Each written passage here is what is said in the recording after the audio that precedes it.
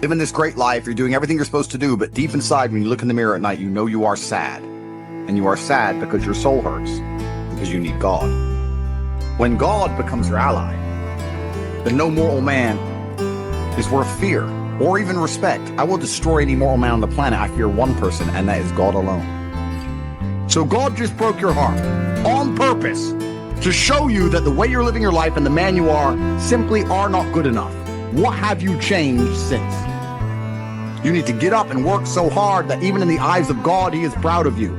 God loves his creations, which show him their true potential and beauty. By getting up and trying your absolute best and becoming a man of moral standing, he will reward you and bless you. You are wasting your energy.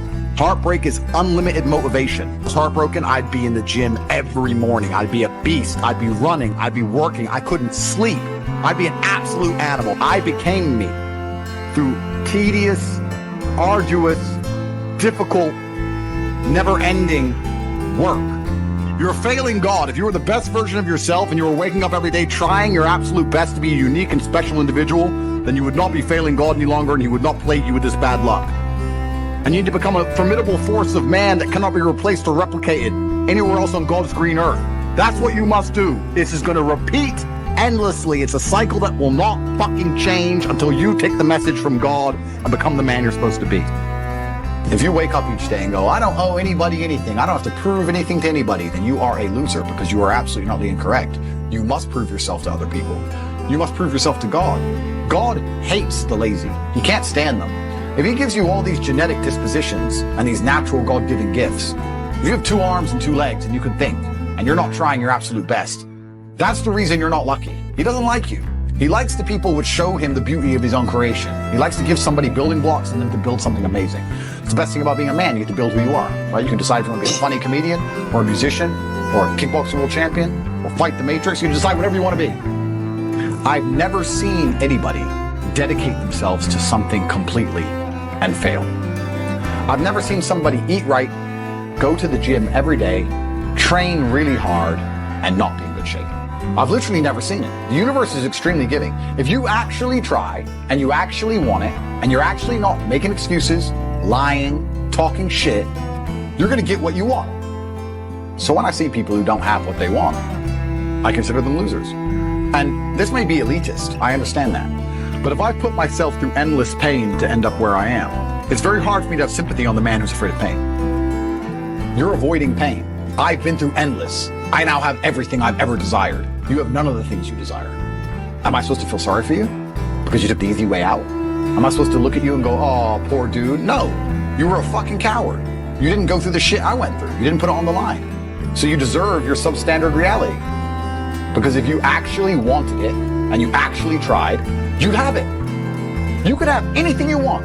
The universe is super giving. There's not a car I can't have. There's not a house I can't buy. If I want to go to a yacht, if I want to go to Antarctica, there's nothing I can't have. Bam. Because I've decided to become this man. It's the same for absolutely every single one of you at home. If you want it, you can have it. If you're sitting there saying, oh, but I tried my best and I still didn't get it, you're lying. You didn't try your best. That is a fucking lie. The universe gives it to everybody who genuinely tries. And I know that to be a fact because this world's competitive. We're all competing against each other. And the majority of people don't try. The world is hyper competitive. If you're going to be a man who's going to sit and say, I'm just sad, you are always going to lose in competition to men like me. No. And there has to be losers for there to be winners. I am tired of sympathy. Sympathy doesn't work for anybody. I'm not going to sit here and be sympathetic for people who say they're too sad to try hard and be their best. Guess what? Perhaps I was sad every time I did exactly what I was supposed to do and trained anyway. Perhaps I was afraid when I fought anyway. Perhaps I was tired when I worked anyway. This is how you get ahead in life. I don't have a fucking ounce of sympathy for these people who sit here and say, well, I feel this way, so I can't. Then don't do it. Stay down there. The winners are at the top, and the winners at the top don't give a shit about how they feel. We wake up and we perform regardless of how we feel day after day. So if I'm going to ignore my own feelings, I'm certainly not going to take into consideration anybody else's. Yeah. Why am I going to ignore how I feel and make sure I'm constantly performing regardless, flawlessly, and then sit and go, oh, but he doesn't feel good, so he's allowed to fuck up. No, you are not. You're not allowed to fuck up to your ancestors or to God or to yourself. You have to perform. This is what being a man is about. The baseline of masculinity is doing things you don't feel like doing. I can't comment on being a woman because I'm not one. But the baseline of masculinity as a whole is the thing that makes a good man is that he does what he doesn't want to do. He doesn't want to work and he works anyway. He doesn't want to go to war and he fights anyway. He doesn't want to get up, he gets up anyway. That's the whole point of it. We didn't want to die in the Titanic. Guess what happened? We died in the Titanic.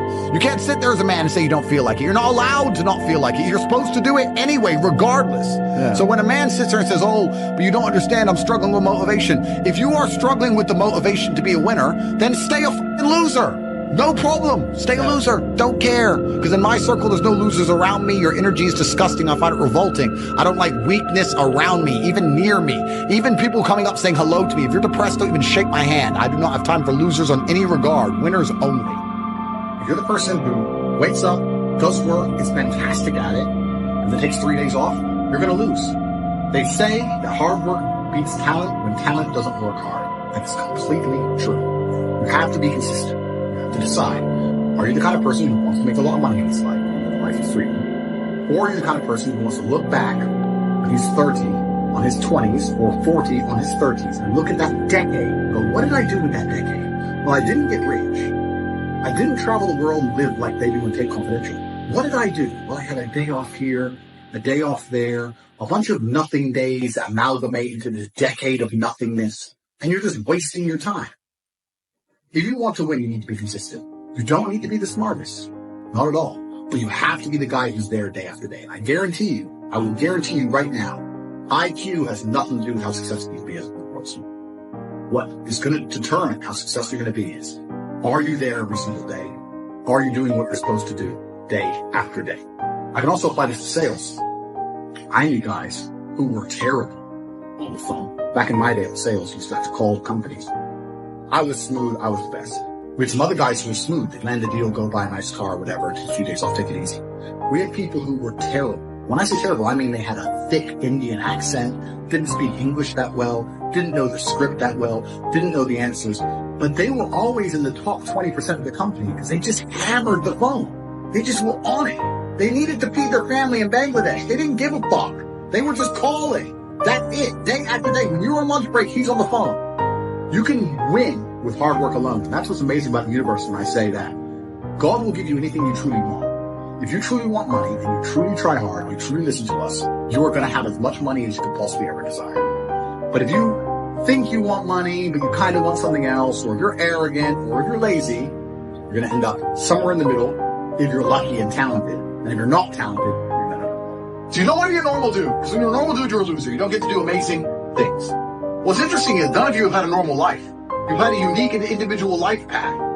The things you've gone through, nobody else on the planet has gone through. You've lived certain experiences, the school you went to, the time you were picked on in that class, the girl who broke your heart. Every single thing you've been through is unique, like a fingerprint.